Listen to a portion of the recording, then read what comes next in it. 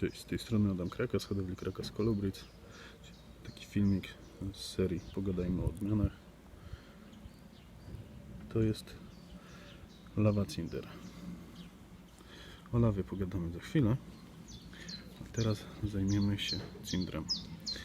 Cinder jest jednym z niewielu genów zbożówki, które dziedziczą się w sposób niepełnej dominacji, czyli mają formę fenotypową w heterozygocie i formę super w homozygocie. Tutaj oczywiście jest forma homo, stąd ten piękny szary kolor.